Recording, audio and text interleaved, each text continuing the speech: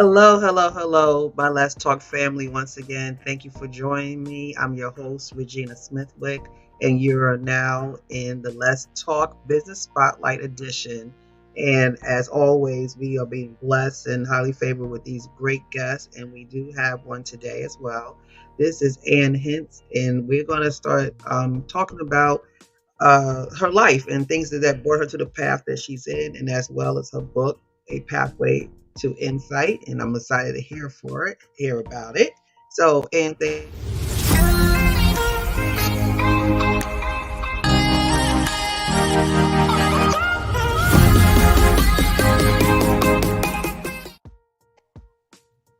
all right, thank you for joining us today, Ann. I do appreciate it. How are you? I'm great. Thank you for having me. It's lovely to be here. Oh, yes, yes, yes. Same here, same here. So, um, we have a lot to talk about your book, A Pathway to Insight. So, I'm going to ask you a question to open it up. So, tell me your why. What is your why and what is your purpose?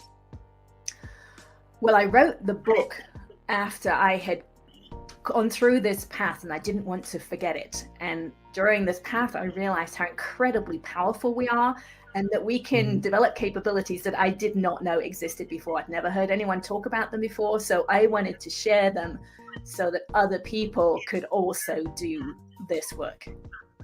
Yeah, and so let's like dig in. I don't want to give too much of your book, but enough that people will be interested in getting the rest of the story. But I know a major part of the book is a couple of things that your travel. You very well traveled. You have over four continents under your belt before you were 16 years old, correct? Yes, yes, we moved around a lot. Yeah. And that really changes things, right? Your outlook in life. You know, when you see so much at a young age, I think it forms you to be a very more understanding, more of a more open to new things because you had experienced so much. That's a lot before you're 16. It is, yeah. We kind of get programmed in those first years of life. So I think the more we experience, yeah, the more open we are because we know there's so many different experiences around the world, different cultures and everything. Mm. Yeah. So we moved to Barbados. Well, first of all, I was conceived in New Zealand and born in England. Ooh, And then we okay. moved to Barbados when I was 6 months old. And then we moved to Sierra Leone in West Africa when I was around 2 or 3.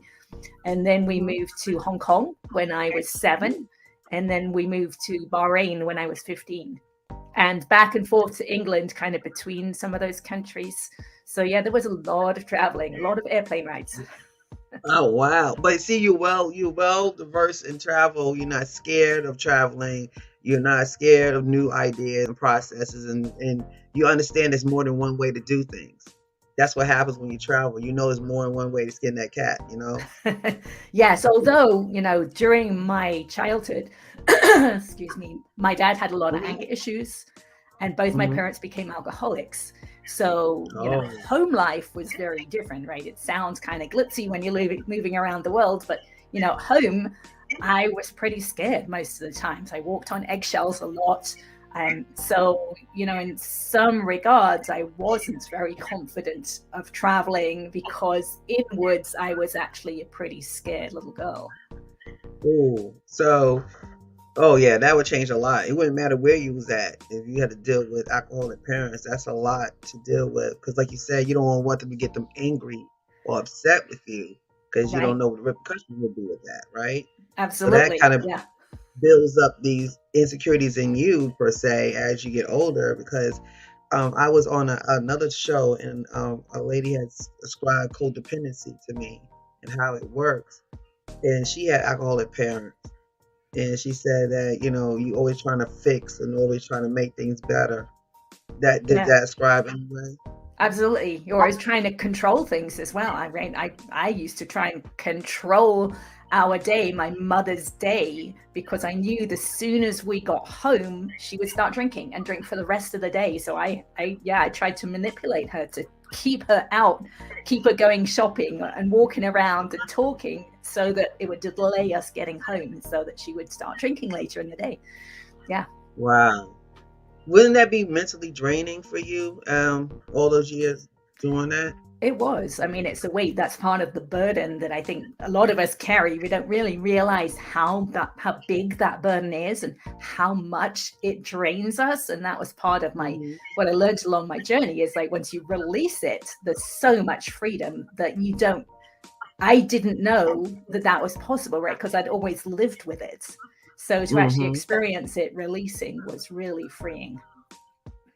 So now, seeing that we're talking about your mother, I know that something very tragic happened. I will give my condolences. I know it's been years ago, but still, it's my first time hearing this story. So I'm so sorry about it. But can you tell us a little bit about what happened with your mother? Sure. And because I've done all the work now, it is just a story to me. I don't have the emotions involved around it anymore. But yes, I did wake up one morning when I was 19. I woke up and found my mother dead on the bathroom floor. She had had throat and lung cancer from drinking and smoking, and a tumor had burst in her throat overnight. And I found her the next morning on the bathroom floor, and I was the only one in the house. My dad was working in Saudi Arabia, and my brother was at his girlfriend's house. So that was, a big trauma.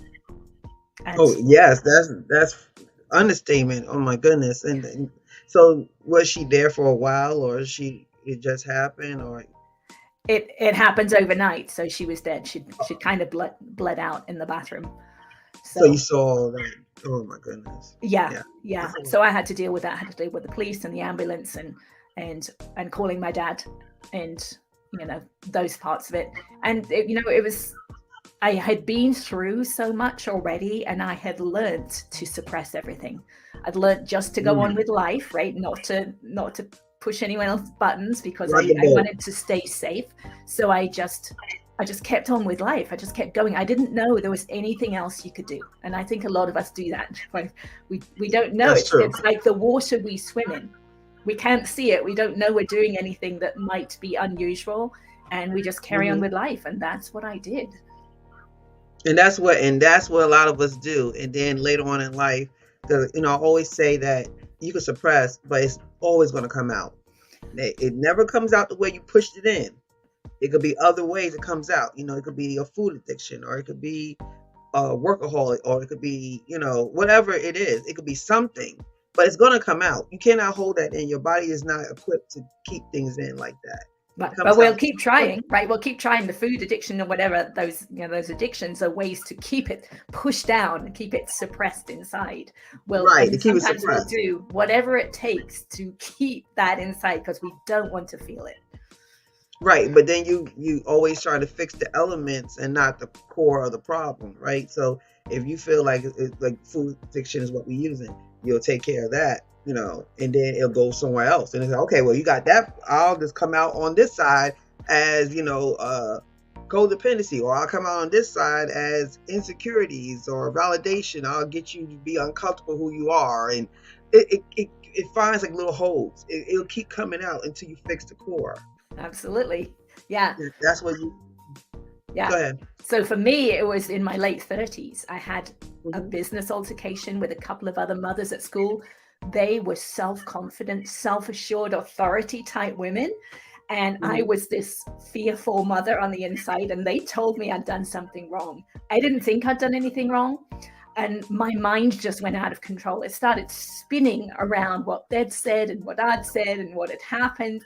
And it went on for several days, and I couldn't sleep. And it was so Oh yeah, intense yeah. that that's when I realized I don't think this is normal. I don't think other people would react this intensely to what had happened.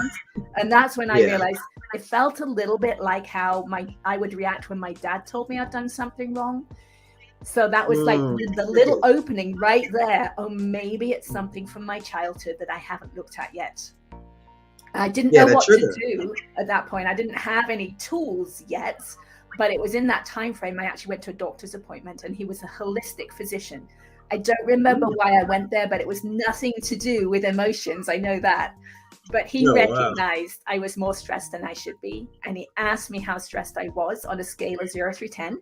And I said Hmm. 8. And then he asked me why. And it was that question that made me realize, oh, it's from finding my mother dead in the bathroom floor, which was now about 20 years earlier, because the Oh tears were still so close to the surface. wow. Yeah, So and like you he, said, we is taught to press on.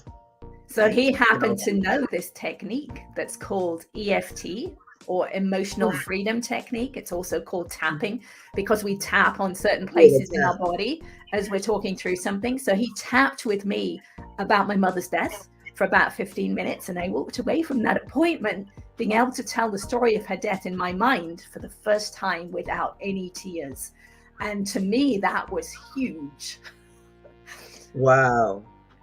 I've seen that before. It was the first time I realized that we keep those memories and those emotions stored physically in our body, and that we can actually release them. Wow. Yeah, I've seen that before on a show. I think we talked about that before as a show that I saw it on, about grief and loss. And that's what the lady was doing with her, is tapping her as she was speaking, all those points. Well, I wanted to check. I went home that day. I wanted to make sure it wasn't just a one-off fluke, because I have an engineering background. I was a software engineer. I like to know things work before I'm going to spend time doing them.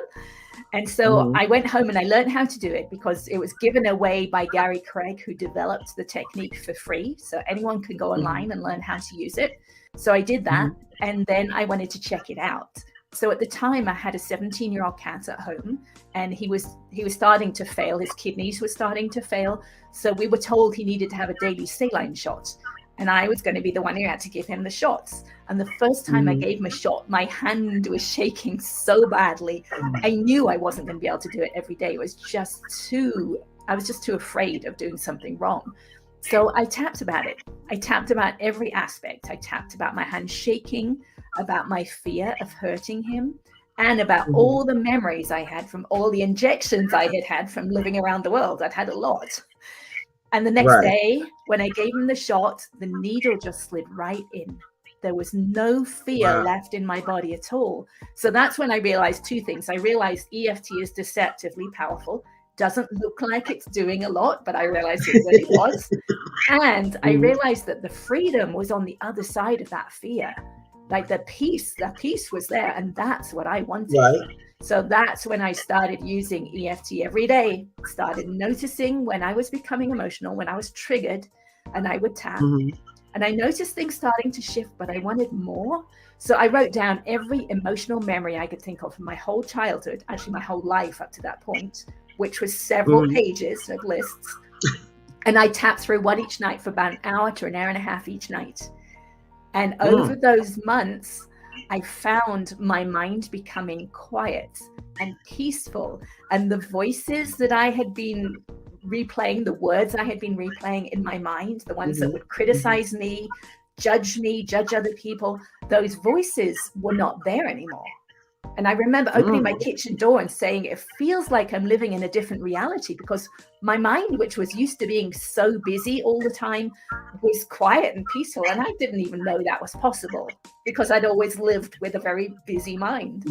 Right. So quiet was kind of scary when you first, a lot of people say when you first get into a mode of quietness, it's kind of scary because you're not used to not hearing nothing.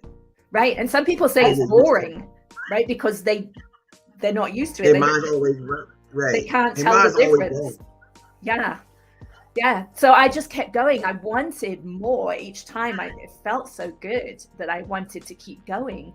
And I realized that EFT was actually opening up the subconscious mind. And as it did that, the awareness was expanding. So I started to become aware of how I felt during the day, which I hadn't to begin with. And then underneath, I started to become aware of the physical sensations underneath the emotions, right? Because we'll use a word like I'm feeling sad or frustrated, but what we're really describing is actually how we're holding our body, where we're holding that tension in our body. And I started to become aware of that tension. And now I couldn't have done that at the beginning. I had to go through that tapping process to let go of some of that burden before I became aware of those physical sensations. So if you're listening now and you can't feel them, that's okay. I couldn't either when I started. But once I got to this place, then I started trying to feel those sensations, because I was in a group at the time, and the kind of guru in the group, every time he'd say, you don't have to meditate. It's not about meditation. All you have to do is feel your feelings. But I didn't know what that meant when I started. I couldn't feel my feelings because I didn't know what. You didn't know what you were feeling or what to feel.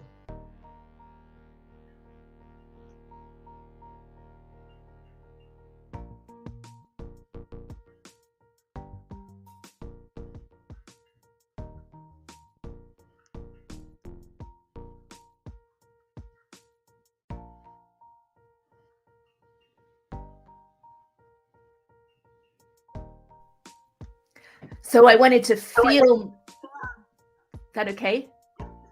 Yes. I wanted to feel my feelings. So I had to teach myself how to do it because I had suppressed these feelings for 50 years. So they didn't know Mhm. how to be felt. So I would actually focus on this tension itself, the physical tension in my body. I'm not using my mind, I'm not using the words necessarily. I'm trying to feel the sensations. So I realized I had to do that. The only way I could do it would be to hold myself like a statue and stop Mhm. moving and even stop breathing. I would feel where that fear was in my solar plexus, and I would Mhm. stop right there and just feel it. I just allow it to be felt. And when I did Mhm. that, I'd need to take a deep breath and I'd actually feel a shift in that tension. So then I would think that thought again that had the fear. I would feel the fear, do the same thing, just hold it, Mhm. just let it be felt because it's always being pushed in. So now I'm actually feeling it and it would let go. So I do this Mhm. again and again with the same thought until the emotion underneath it had gone, at which point the thought no longer has any attachments to the body and it's free. And so this felt really good too. So now in the evenings, instead of tapping on my childhood, I would lay on the sofa and I would bring collective traumas to mind because we all have our own personal experience of a collective trauma, Mhm. like 9/11, right, for example. Mhm. So Right. I would bring that memory to mind, feel all those physical sensations, and just allow them to be felt, and they would dissipate. So I would do this over and over, and it felt really good. And all this time, life is improving. I'm getting more presence. I'm actually feeling better because this burden is being lifted. So this was kind of like the Wow. second step. And then at some point during this process, I realized I could keep my awareness inside my body once the Mhm. tension had released. And this is where I've never heard of this happening before. I didn't know what was going on, to be honest. It was a little bit scary. Yeah, I can see that. Yeah. So the only way I can kind of explain it to people is imagine you have a toothache or a stomach ache. You can pinpoint with your mind where that pain is coming from. You could feel it Mhm. inside, right? But Mhm. once the pain has left, you can no longer find that place inside your body because there's nothing calling your attention to it anymore. That's correct. I found I could keep my awareness inside even after the tension had released. So I started to play with it.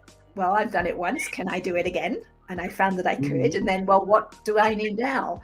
And I found that I could move my awareness around inside my body and I could find a place with tension. So I would find a place with tension. I would focus on it, just feel it, Mhm. allow it to be. So now I'm doing at a deeper level what I was doing with the sensations, and it would dissipate. And then I would do it again and it would dissipate a little bit more. And I would just do it again and again until that tension had released. So this felt really good, right? It's going Right. to, because it's tension that's been in the body for decades. And that alone, just knowing that these are new ideas for some of us to even fathom, even try to do. But as you see that and master them, and they're not difficult things. You just got to believe and you have to have faith in them and know that they're for your better good and they're there to help you get Right. over these traumas and these things that hold you back. Because when you don't do nothing, that's the worst thing. That's the worst thing you can do for yourself is don't do nothing when you know that something's not right. And she's giving you some good insights on what to do. And you read up on it. Read up on it and see if it's something that you could definitely do. And just, the doing the tapping and talking as you're tapping, because you're talking anyway, you're going to be thinking anyway. So if you just do the tapping with it, it just helps release it out. So you won't have to hold it no more. So before we leave out today, I just want us to just give us a little synopsis of a pathway to insight. Just let us know what we'll be getting when we purchase your book. Okay. Yes, I talk about how we're programmed in life those first few years of our life and how that's programmed and stored into our body. And then I go through the different steps, the tapping. I go through tapping in detail. And then I go through the feelings, feeling the sensations. And then I talk about going into the body. And I didn't have these x-rays taken at the point I had my book written, but I did have some x-rays taken last year. And you can see that my bones have shifted in my skull because of this deep inner release of tension. So my eye sockets have moved. My jaws was way off to the side and is now more centered. My neck is straighter than it was because I've had scoliosis my whole life, and I've grown 1/2 an inch as a 55-year-old. So we have so much power within us, right? So that's why I'm wanting to share this story. Wow. Oh, wow. Yeah. So as you hear, this is the book that you need to get to learn everything we just discussed.